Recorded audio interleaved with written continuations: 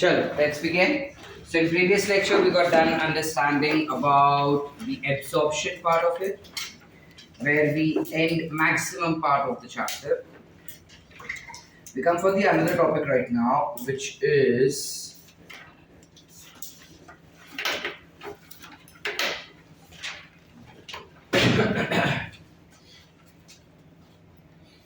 we talk about endocrine system.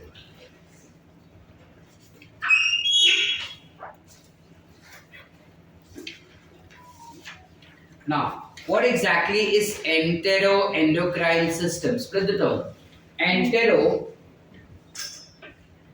meaning intestine, endocrine meaning it is related to hormone. So within your intestine, you have certain cells which are present, and these cells are responsible for secretion of hormone. तो ये cells इकट्ठा you can classify them to be as enteroendocrine system. Are we clear बेटा? Now when we talk about enteroendocrine system, हमारे small intestine में, which is specifically in duodenum.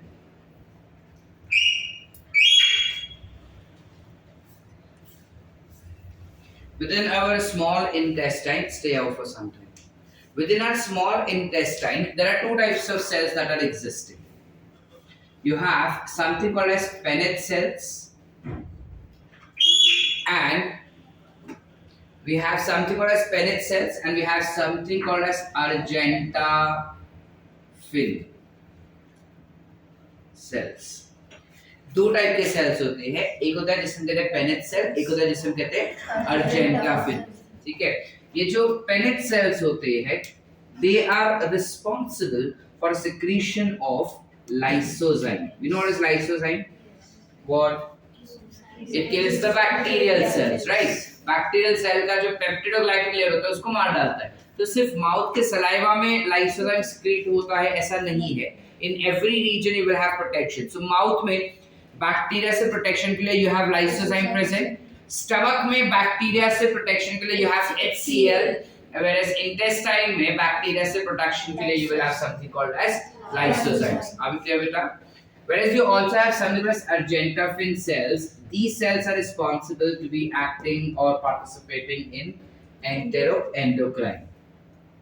So I would rather simply write it secretes hormone.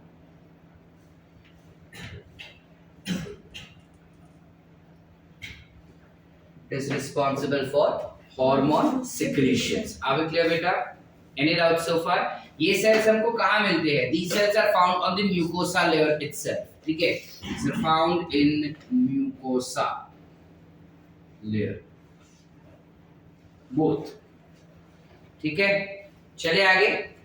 When we talk about Argentaphin cells, जहाँ पे you have different types of cells which are existing, what are those cells? Now, when we talk about Argentaphin cells, there are four types of cells that are existing. Okay, you have something which is called as G cells. अच्छा, G cells ना Argentaphin का part नहीं है, but it is part of this system. Okay, this is present in your gastric region, that is in your stomach. Okay, then you have something called as S cells, which are part of this one. You have something called as CCK cells, again part of this one, and then you have something called as K cells. Okay. Now, when we talk about G cells, very firstly, G cells are released from the stomach ka mucosa layer, or G cells are present in stomach ka mucosa layer. It is responsible for secretion of a hormone called as gastrin. क्या release करेगा ये? Gastrin. Gastrin. It will release gastrin molecule. ये gastrin क्या काम करता है? ये hormone will act upon gastric gland. It will act upon gastric gland, and it is responsible for asking gastric gland to secrete gastric juices. समझे कि नहीं समझे? क्या होता है, यू हैव दोस पूरा nervous system that is coordinated, yes और no, जहाँ पे हमने वो पूरा प्लेक्सस पढ़ा था, याद है कि जो स्मूथ अपना सॉरी म्यूकोसा लेयर जो रहता है वहां से एक डेंड्राइट जाता है एंड उसका जो साइटोन रहेगा वो सब म्यूकोसा लेयर में रहता है, it understands what the association neuron होता है and then do you remember that? Yes. So that plexus is responsible for asking G cells to become activated in stomach. G cells will release gastrin hormone. This hormone acts on gastric gland and asks these gastric gland to secrete gastric juices. Are we clear, beta? Yes. Any doubts? Any doubts? No. चले आगे. चलो. Next you have something called as S cells. ये S cells क्या काम करते हैं? S cells are seen in Ajanta fin cells, which is in the small intestine. So we simply write this to be as small intestine. And within small intestine also very specific duodenum में होता है. सारे 1, 2, 3 is present in duodenum. याद रखना. ठीक है? अब S cells secretes a hormone called as secretin. It secretes a hormone secretin. जिस बंदे ने भी डिस्कवर किया ना, हमारा काम आसान कर दिया कि जो हार्मोन का नाम है वही सेल का नाम है, ज्यादा अपने को याद नहीं रखना है. So S cells will secrete secretin. Secretin क्या काम करता है? सेक्रेटिन, पहली बात, मजेदार बात, ये सबसे पहला हार्मोन है नाम secretin, but it is the first hormone that was discovered in your body. हमारे बॉडी में सबसे पहला कोई हार्मोन डिस्कवर हुआ था ना, तो वही सेक्रेटिन था. ठीक है? ये सेक्रेटिन क्या काम करता है? सेक्रेटिन सीक्रेटली काम कर रहा है. अब जब वो सीक्रेटली कर रहा है तो सबसे छुप के कर रहा है, तो वो छुप के जाता है इंटेस्टाइन से और पैनक्रिया के पास जाता है. It acts on Pancreas. is going in pancreas, और पैनक्रिया को जाके वो सारे जूसेस लेना चाहता है, लेकिन सिक्रेटिन ना डर डर के काम कर रहा है. तो सिक्रेटिन क्या करता है? पैनक्रिया के पास जाता है, बाइकार्बोनेट लेता है वहां से और भाग जाता है. उससे बाइकार्बोनेट सिक्रेट करा के वहां से भाग जाता है, वो बोला कोई देख लेगा तो.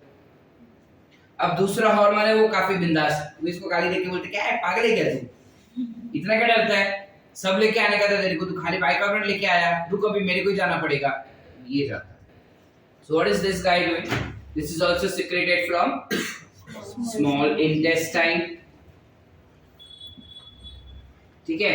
And it is secreting something called as cholecystokinin. क्या सिक्रेट किया? cholecystokinin. छोले नहीं बोलना, कोले है वो. ठीक है? cholecystokinin. cholecystokinin again will act on pancreas and gallbladder. और क्या करेगा बताओ? It will collect pancreatic juice,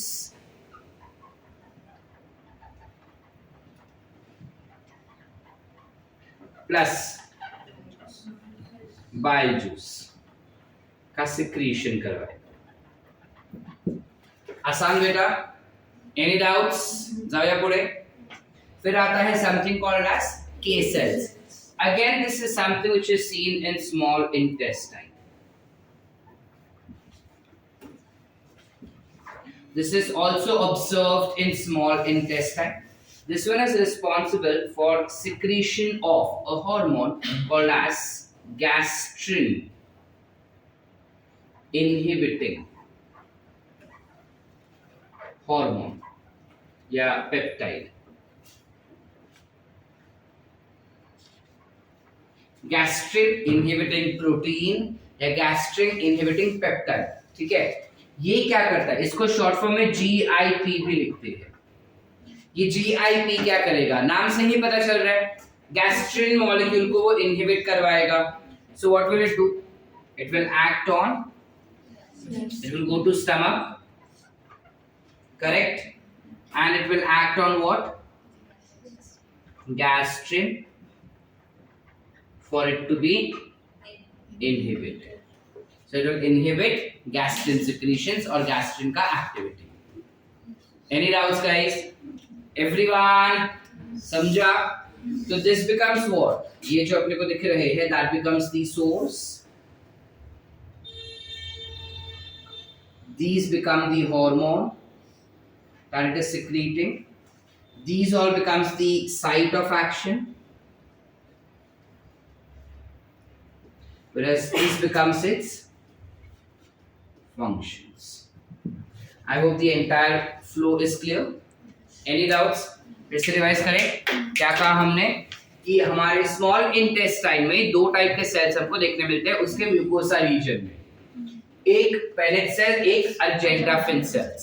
पेनिट cells lysozyme secrete करवाएगा बैक्टीरिया को किल करने के लिए. अर्जेंटाफिन सेल्स जो है वो हार्मोन सिक्रीट करवाएगा. अब अर्जेंटाफिन सेल्स के अंदर अलग अलग टाइप के सेल्स दिखाई देंगे. It's a complex of multiple cells. So G cells is ideally found in stomach but not in small intestine, which is responsible for secretion of gastrin, which will act on gastric gland for secretion of gastric juices. Whereas S cells are found in small cells responsible for secretion of secretin that acts on pancreas, responsible for bicarbonate secretions. Cholecystokinin found in small intestine is responsible for cytokine, responsible for acting on pancreas and gallbladder, asking it for secretion of pancreatic juice and bile juices. Whereas K cells, which are small, found in small intestine again, responsible for secretion of GIP, gastrin inhibiting protein, acts on gastrin so that it acts in stomach and asks gastrin का secretions to be inhibited, the gastrin के functions to be inhibited. Are we clear बेटा? Any doubts? Sir जो वो के sales है अगर उन्हें gastrin secrete करने को नहीं बोला तो स्टमक में नहीं होता. फिर वो कनेक्टेड है के सेल्स और जी सेल्स. करेक्ट. और वो सब कैसे डिस्टिंग्विश है बेस्ड ऑन द फंक्शंस और based on the size of the cells. The cells? Yes. Based on their functions. Size Based on same. not function also, but based on the chemical that it is secreting. Size सबके same है. Yeah, they look pretty much similar to each other, just that their genes are a little bit different. Okay. And because their genetics are different, by default the functions that they play are different. Okay. ठीक है? Are we clear up till here everyone? Any doubts? All concepts solved? एक चीज जो बीच में हम skip कर दिए थे, क्योंकि वो हमारे कहीं पे as such connection में नहीं आ रहा था, but we'll do that again. जब हम small intestine का बात करते हैं, तो this small intestine is responsible for having an environment which is of pH, बताओ, 7.8, right? Now when the pH of small intestine is 7.8, there are three factors which are responsible for developing this pH. The first factor that is responsible for developing this pH is of course bicarbonate, which is secreted from pancreas. The second one that we have is bile salt, that is secreted or is the part of bile juices. Correct? And the third one that we have is alkaline mucus, which is secreted by Brunner's gland. That is also called as submucosal gland. ये हम नहीं किए थे. Brunner's gland या submucosal gland क्या होता है? You might have this as the mucosa layer. ठीक है? अब ये mucosa layer जो यहाँ पे दिखाई दे रहा है, उसके आसपास you might have something called as submucosal gland also which is present. ठीक है? So generally scene क्या होता है कि जो भी hormones या जो भी glands बनते हैं वो म्यूकोसा रीजन तक ही सीमित रहता है ना. लेकिन ये इकलौता ऐसा ग्लैंड है जो म्यूकोसा लेयर को चीरते हुए इट इज प्रेजेंट, इतना बड़ा है कि वो अपने को सब म्यूकोसा लेयर तक दिखाई देता है. इस वजह से इस ग्लैंड को कहेंगे सब म्यूकोसा ग्लैंड. और क्योंकि ये डिस्कवर किया था ब्रूनर नाम के एक साइंटिस्ट ने, the glands name is Brunner's gland. इस ग्लैंड का क्या काम है? ये ग्लैंड जो वो अल्कलाइन म्यूकस सिक्रीट करता है. आसान बेटा? Everyone? Yes. Any doubts? Clear है यहाँ तक? पूरा? इतना लिखे quickly? चल. The next thing that we have is one small structure, one small cell which is also there, which is called as Kupffer cells which are found in liver. Liver में किधर sir? Remember when we talked about lobules, hepatic lobules, we spoke about something called as sinusoids. Yes. So Kupffer cells are present within the sinusoids. ये क्या काम करता है Kupffer cells? जो blood आता है ना sinusoids में, उन blood में this one will be acting as macrophage. I'm guessing you all know what is macrophage because you are done with circulation. ठीक है, it will act as macrophage. What is macrophage? Foreign particles को खा जाने वाला. ठीक है, clear है? ये एक चीज खाली याद रख. चले आगे. Let's go to the next, which is diseases या abnormalities. Digestion के related कौन से अलग अलग डिजीज नहीं कहेंगे लेकिन डिसऑर्डर्स होते हैं, abnormality होता है.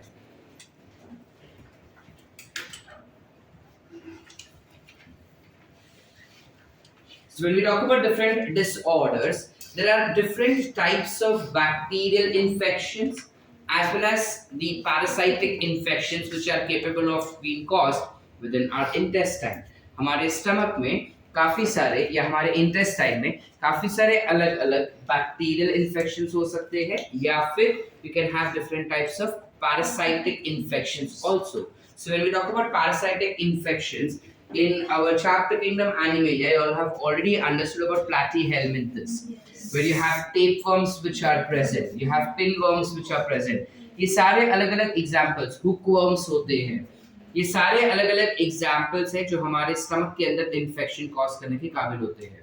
You have ascaris which is present belonging to Aschelminthes.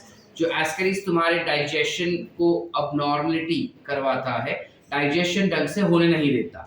अब जब डाइजेशन ढंग से नहीं होता तो क्या क्या अबनॉर्मलिटीज हो सकते हैं, is what we have to try to check out. So when we first talk about is something called as jaundice. नाम तो सुने होंगे. जॉइंडिस में क्या होता है, what exactly happens in jaundice? RBCs जो होते हैं they tend to get broken down to provide you something called as haemoglobin and cell membrane. ये जो हीमोग्लोबिन होता है that tends to get broken down in liver, of course. It gets broken down to bilirubin and biliverdin. Yes or no? Yes. ये bilirubin and biliverdin enters in, it's a bile pigment, so it will enter in something called as caecum. और caecum में जो bacteria होते हैं they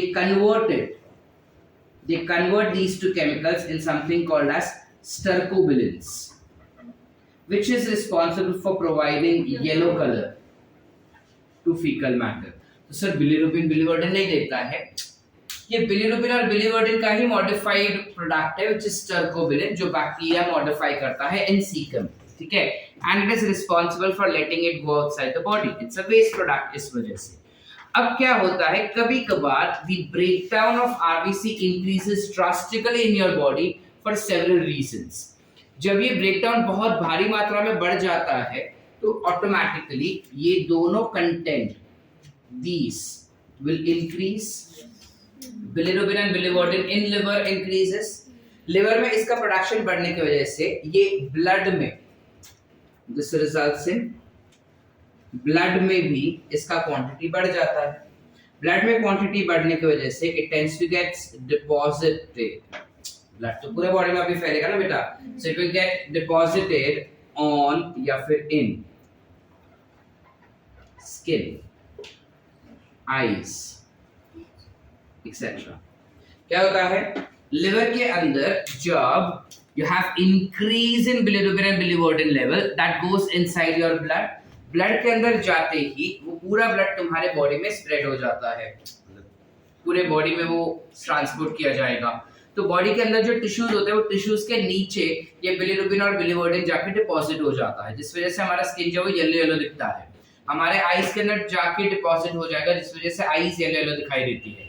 This condition is classified to be nothing as jaundice. What are the reasons for jaundice? Reasons for jaundice can be bacterial infection. कोई bacteria इसके लिए responsible हो सकता है, या फिर there might be some abnormal drug that has been entered inside your body, या abnormal chemical that might have entered inside your body can be responsible for something called as jaundice. Jaundice. Is it curable? Yes. It is. Jaundice clear beta? चले आगे. The next disease that we can approach for, disorder that we can approach for, is vomiting. ठीक है. अब vomiting क्या होता है? Vomiting basically एक ऐसा abnormality है which is occurring in your body due to various reasons.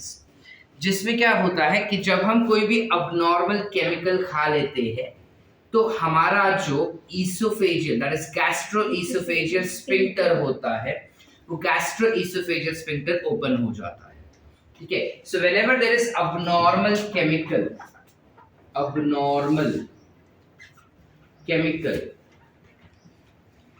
that enter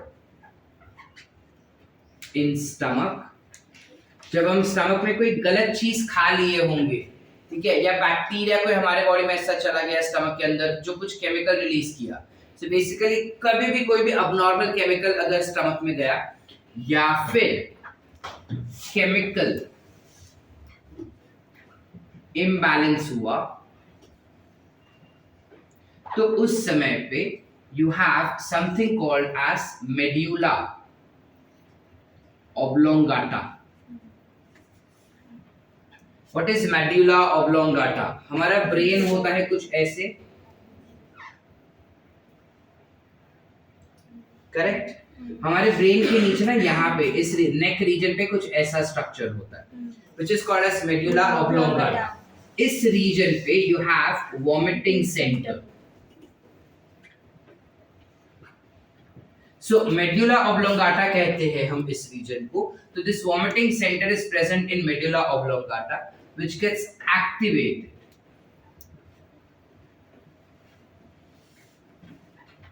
That results in opening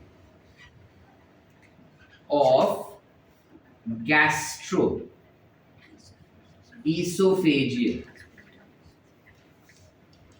sphincter. जब वो gastroesophageal sphincter open कर लेगा, you will have reverse peristalsis. और उस रिवर्स पेरिस्टाल्सिस की वजह से यू हैव रिगर्गेशन. रिगर्गेशन म्हणजे काय सर? म्हणजे वॉमिटिंग. रिगर्गेशन म्हणजे वॉमिटिंग. कळतंय कि नहीं समझे? Process clear? क्या हो रहा है? वॉमिटिंग क्यों होता है?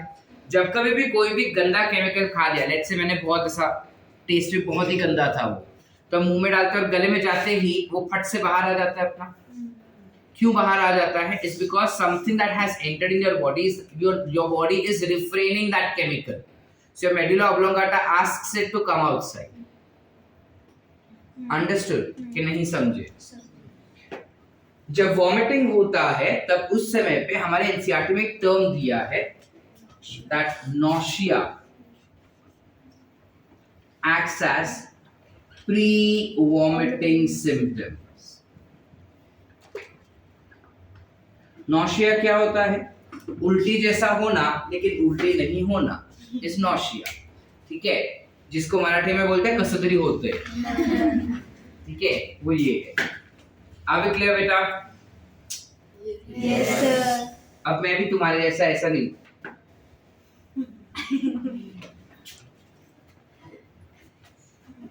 गमशराज खेल जाता. चलो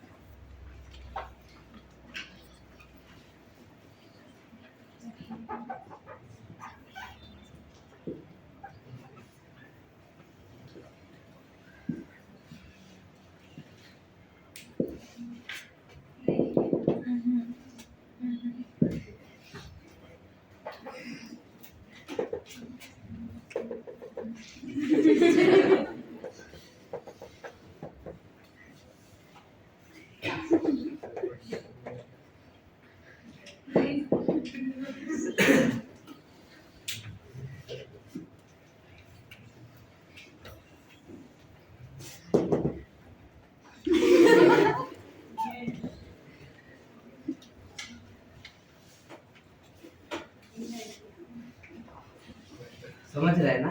नहीं सर। अरे मस्त समझ रहा है। इतना बेहतरीन तो कभी नहीं।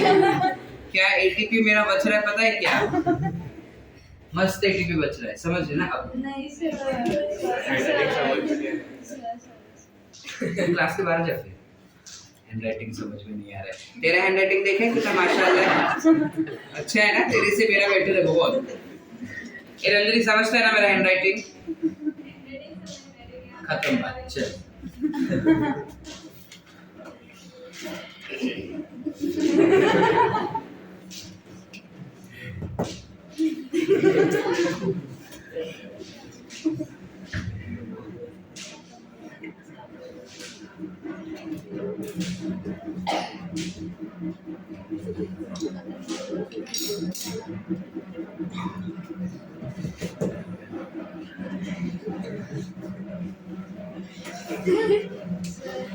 कौन सा एंजाइम? सारे सारे मतलब जो इंटेस्टाइन में चाहिए।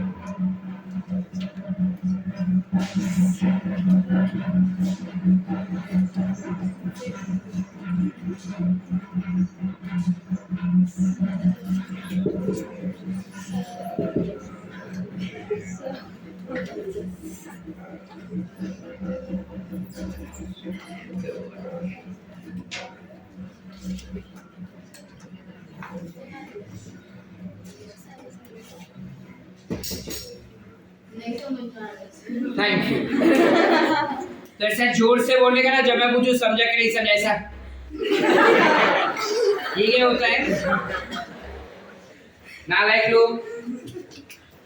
डायरिया में क्या होता है basically, when you have excessive peristaltic movement, जब पेरिस्टाल्टिक मूवमेंट बहुत भारी मात्रा में हो जाता है तो हमारे इंटेस्टाइन को ना चीजें एब्जॉर्ब करने का टाइम नहीं मिलता, ना वाटर एब्जॉर्प्शन होगा ना किसी और चीज का। So ideally I should not be specifying that which intestine, it is just intestine का peristaltic movement बढ़ जाता है।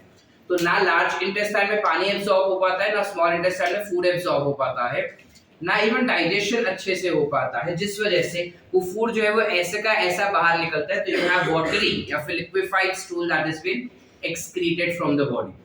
Why do you have diarrhea? That could be because of bacterial infection or that could be because of abnormal muscular activity. That is nothing but abnormal peristalsis.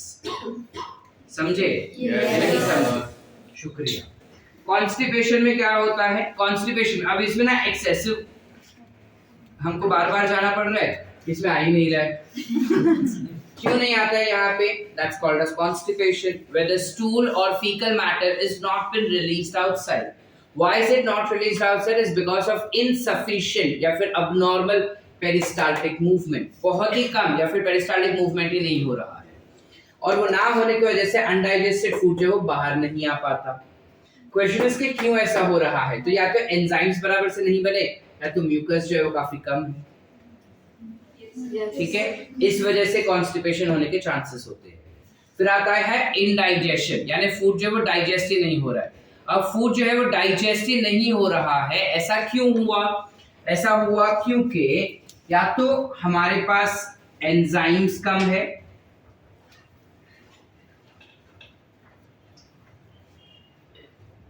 Enzymes are less.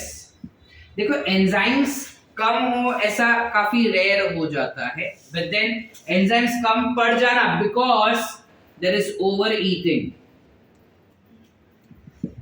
हम बहुत ज्यादा खाना खा लिए, cake इतना मस्त था, खाना इतना मस्त था, खीर इतना मस्त था, पूरी इतना मस्त था, पनीर का सब्जी उतना अच्छा था, चिकन टिक्का इतना मस्त था कि हम खाते ही गए खाते ही गए खाते ही गए, हमें पता ही नहीं चला कि इतना नहीं खाना चाहिए था, ठीक है। तो जब बहुत खा लेते हैं तब जनरली इंडाइजेशन होता है, बिकॉज खाना बहुत ज्यादा गया, एंजाइम्स कम सिक्रेट हो रहे हैं, so ultimately it leads to indigestion, ठीक है। इसके अलावा there can be anxiety issues also, जिस वजह से इंडाइजेशन होता है। एंजाइटी इश्यूज मतलब क्या?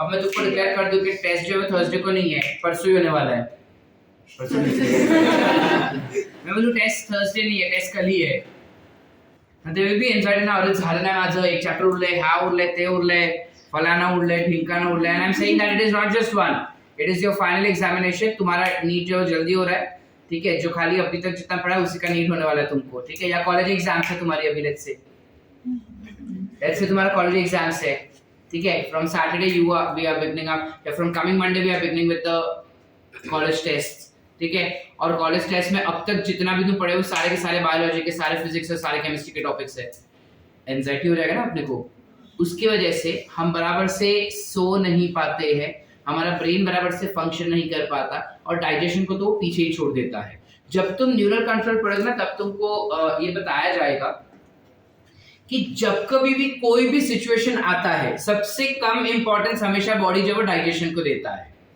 समझ रहे?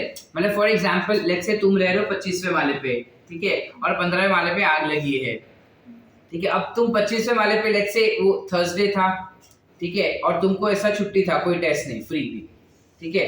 अब तुम मस्त ऐसा मम्मी को बोल रहे हो कि मम्मी मैगी वैगी बना के रखो, ऐसा सैंडविच वैंडविच बना के रखो, ठीक है, और मम्मी और पापा जा रहे थे बाहर, तुमको बोल दिया कि चलो आज तुम्हारा छुट्टी का दिन है, तुम घर पे रिलैक्स करो, तुमको जो करना है वो कर सकते हो, ठीक है। तो तुम मस्त बैठे, तुमको जबरदस्त भूख लगा था, मम्मी ने खाना रखा, ठीक है, बना के ऐसा अंदर रखा है, तुम मस्त अपना फेवरेट मूवी देखना शुरू कर दिए, ठीक है, और तुम खाना लेके ऐसे बाउल बैठे और जस्ट ऐसा फर्स्ट स्पून ले रहे थे तब नीचे से आवाज आने लगी, ऐसा धुआं तुम्हारी खिड़की के सामने आ रहा है, ठीक है, और तुमने ऐसा झांक के देखा तो आग की लपटें तुम्हारे मुंह पे।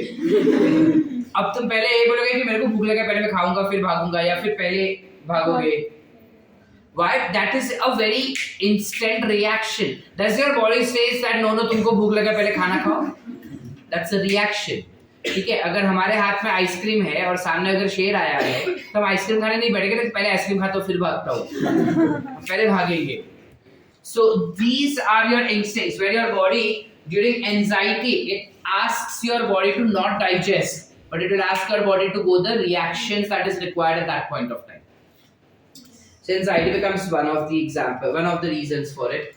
फिर इसके अलावा indigestion का, these are the major reasons. चलो, are we clear? Any doubts? No. Disease sorted?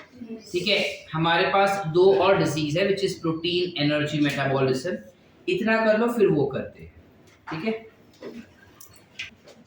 Now, when we talk about next, you have something called as protein energy malnutrition.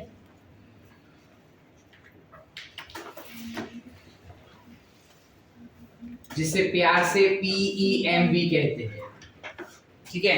अब ये प्रोटीन एनर्जी माल न्यूट्रिशन एग्जैक्टली क्या होता है? काफी बारी जो छोटे छोटे बच्चे होते हैं उनके अंदर प्रोटीन्स और एनर्जी रिच कंपाउंड्स उनके डाइट में नहीं मिलता, जिस वजह से उनके बॉडी में अबनॉर्मलिटीज होता है। अब ये अबनॉर्मलिटीज उनको जिंदगी भर तक रहेंगी, क्योंकि बचपन से ये अबनॉर्मल है वो बंदा इसलिए, और इस वजह से डिफिकल्टीज होती है बॉडी में उनके। तो there are two types of diseases that can be possibly caused in their body. एक जिसे हम कहते हैं मैरिस्मस, और दूसरा जिसे हम कहते हैं क्वाशियोर्कर।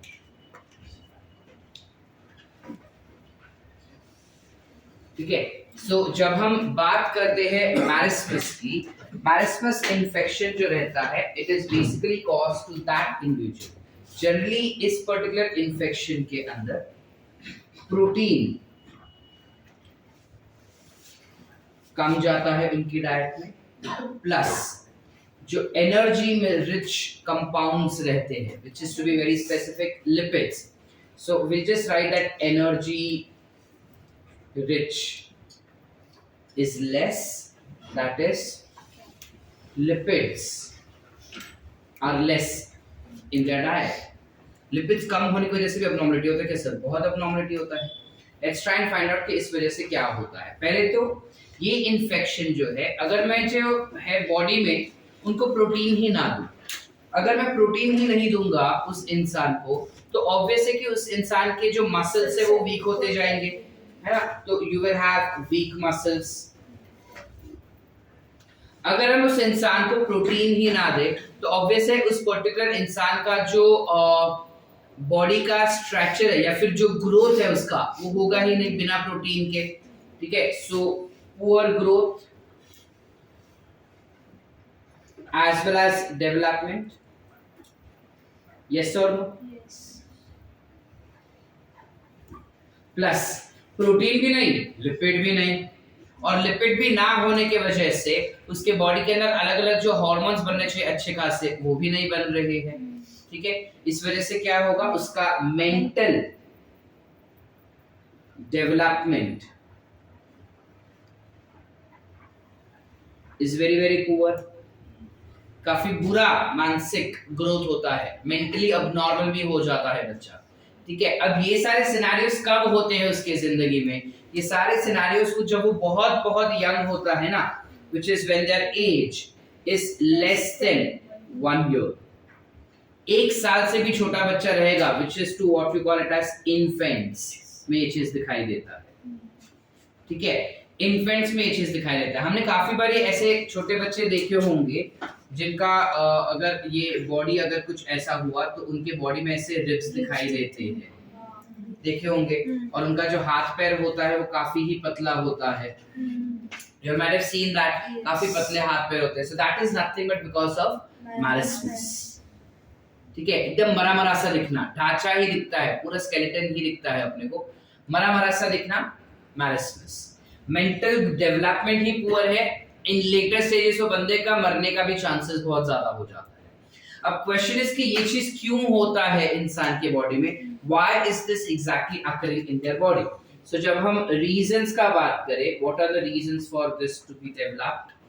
The first reason for it to be developed is mother is unable to lactate the child due to second pregnancy or delivery। यानी क्या?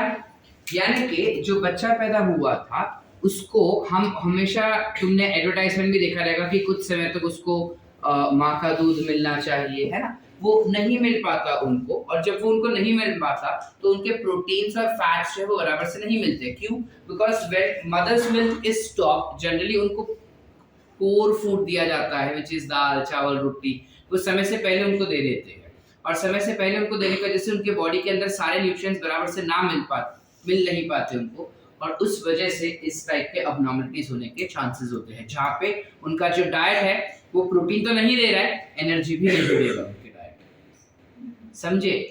तो क्यों मम्मी नहीं दे पाती? इज बिकॉज या तो बच्चा पैदा होती फट से सेकेंड टाइम वो प्रेग्नेंट हो गई फीमेल जो है वो, और जब फीमेल सेकेंड टाइम प्रेग्नेंट हो जाती है automatically her mind gets diverted towards the second pregnancy, या फिर she might have delivered the second child before this child becomes one, she has already delivered the second child, so her complete focus is on the second child।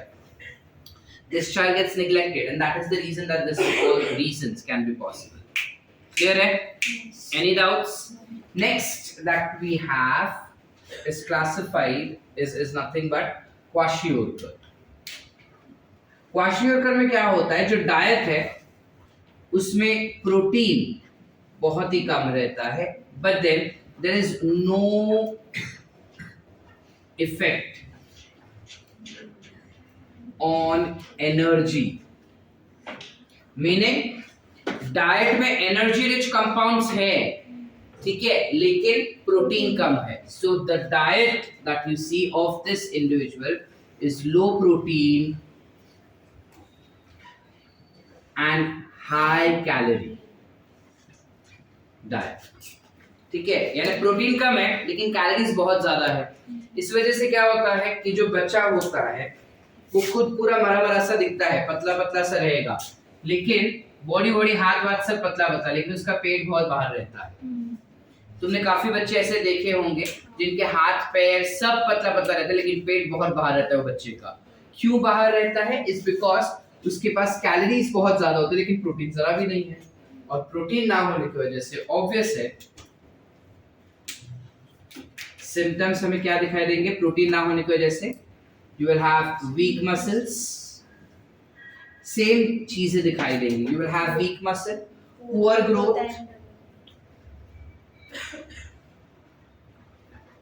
And development. अब यहाँ पे बंदा mentally retarded नहीं रहेगा, mental development अभी भी normal हो रहा है, लेकिन that person suffers from oedema.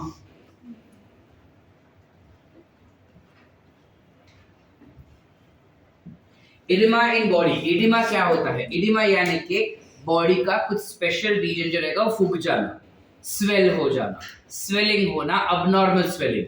देखो स्वेलिंग दो रीजन से होता है. एक हुआ कि मच्छर आया मेरे को काटा और वो फूक गया, दैट इज इन्फ्लेमेशन, वो अलग है.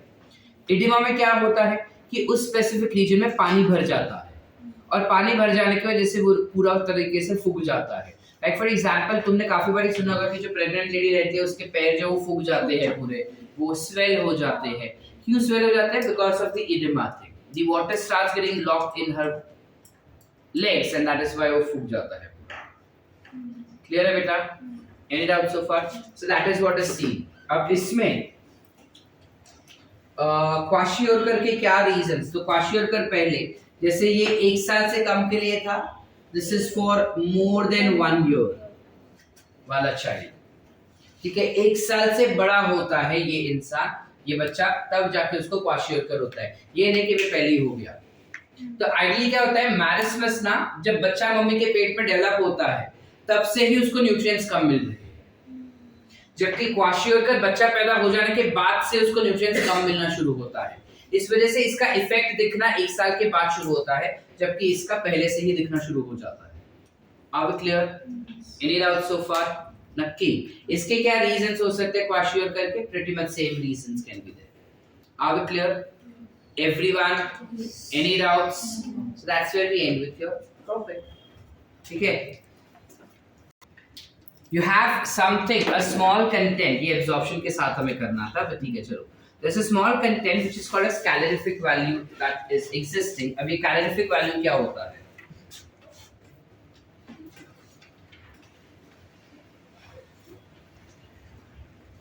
हम जो कोई भी खाना खाते हैं वो खाना अपने को कुछ क्वांटिटी का कैलोरीज प्रोवाइड करता है, यस और नो? तो ये कैलोरीज जो प्रोवाइड कर रहा है उसे हम कहते हैं calorific value.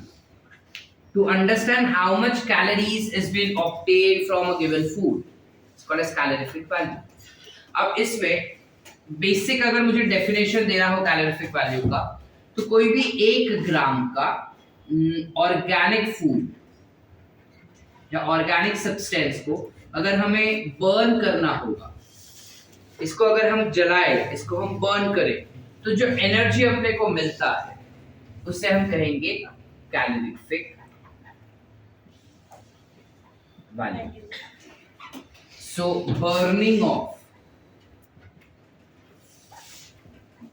1 gram of organic substance release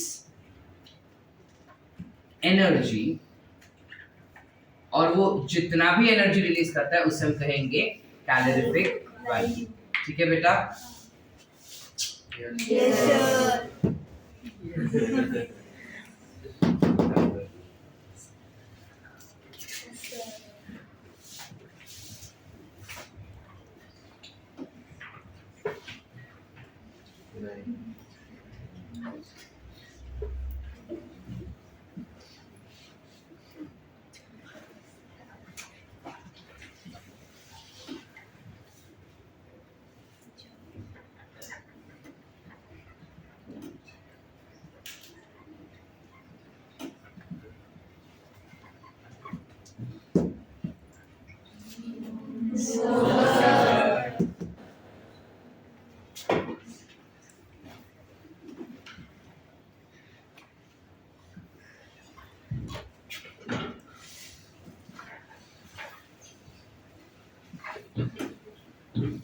नहीं सर।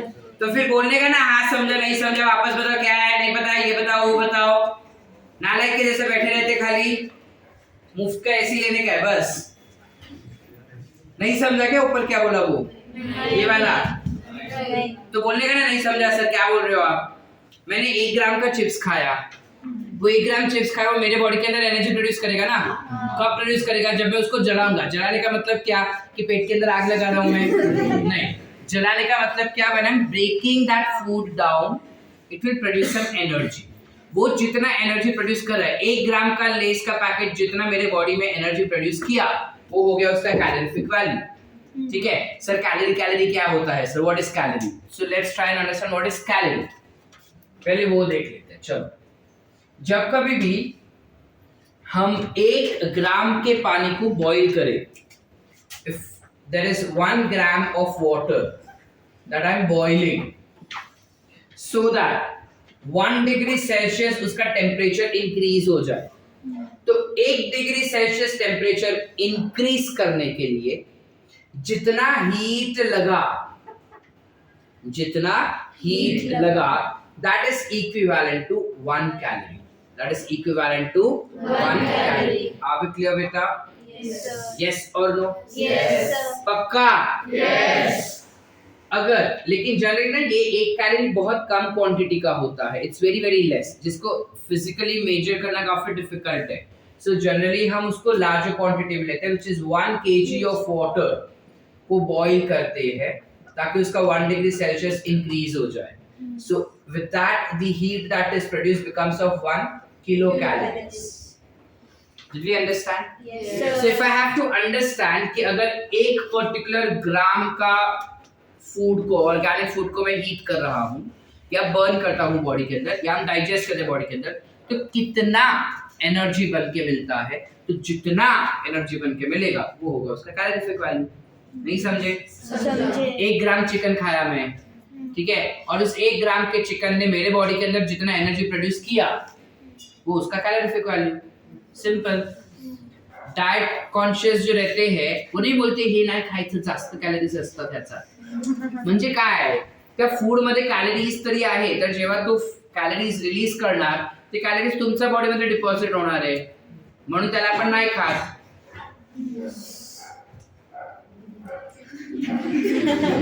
तू ऐसे कराटे खेलता है, कराटे चैंपियन है तू, तो ऐसा रहना चाहिए, एथलीट है तू। क्या सुशांत, छोड़ दे कराटे। साइंस क्या क्या करवाता है ना इंसान से। चलो चले आगे बेटा। 2 टाइप की कैलोरीफिक वैल्यूज होते हैं, तबला बजा के हो गया। एक होता है ग्रॉस कैलोरीफिक वैल्यू, एक होता है फिजिकल या physiological calorific value. You call it as physical या फिजियोलॉजिकल, almost same.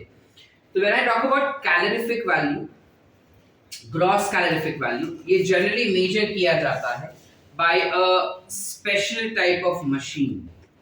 ठीक है, एक special type का machine होता है, पता कौन सा? हाँ, कैलोरीमीटर। ये नहीं कैलोरीज कैलकुलेट करे कैलोरीमीटर नहीं। देख लिया? तो देख,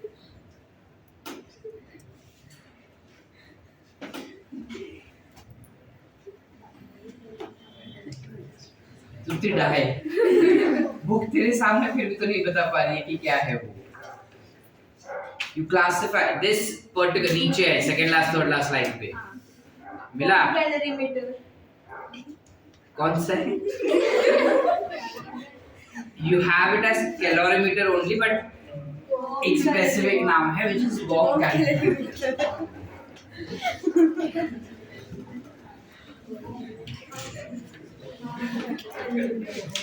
एक मशीन होता है जिसका नाम है बॉम्ब कैलोरीमीटर। हम क्या करते हैं वो मशीन ना पूरा मेटल से बना होता है और उसको इलेक्ट्रिक करंट दिया जाता है। अब मेरे को अगर जानना है कि किसी एक चीज का कैलोरीफिक वैल्यू क्या है तो मैं क्या करता हूँ कि उस पर्टिकुलर 1 ग्राम का मैंने फूड खाद्य पदार्थ घेतलेला आणि त्या खाद्य पदार्थाला मी टाकलं त्या मशीन मध्ये तो मशीन त्याला हीट करतो लिटरली हीट करतो आणि त्यात एनर्जी भेटतात ते एनर्जी रेकॉर्ड होऊन जातं आणि डिजिटली तुम्हाला कळतं की ह्याच्यात किती एनर्जी आहे किती कॅलोरीफिक व्हॅल्यू याची आहे आणि आपण म्हणतात कैलोरीफिक वैल्यू कळतंय। अब कैलोरीफिक वैल्यू मशीन में और हमारे बॉडी में तो ऑब्वियसली अलग अलग होगा ना बेटा। तो मशीन में और हमारे बॉडी में क्या आता है कैलोरीफिक वैल्यू वो हमको देखना है। Calorific value of carbohydrates will be different, calorific value of proteins will be different and that of lipids will be different.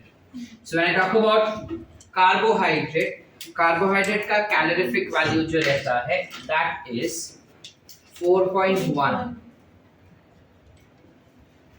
calories. Protein का will be 5.65 calorie. Whereas for lipids it will be 9.45 calories. ठीक है calories है kilo calories kilo calories that's what I thought so क्योंकि calorie में कुछ अपन मापते ही नहीं हम किलो कैलोरीज में ही मापते हैं बिकॉज़ कैलोरीज बहुत छोटा यूनिट होता है इस वजह से।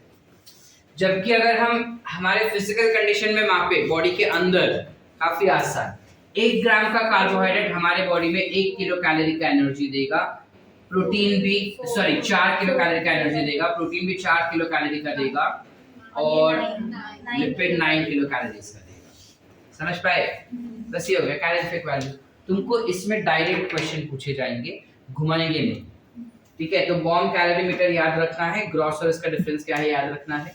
ठीक है और 1 किलो कैलोरी कैसे माप सकते हैं वो देखना है और इसके वैल्यूज देखना डायरेक्ट। वंस मोर और अंडरस्टूड दोनों ही लिखे। चलो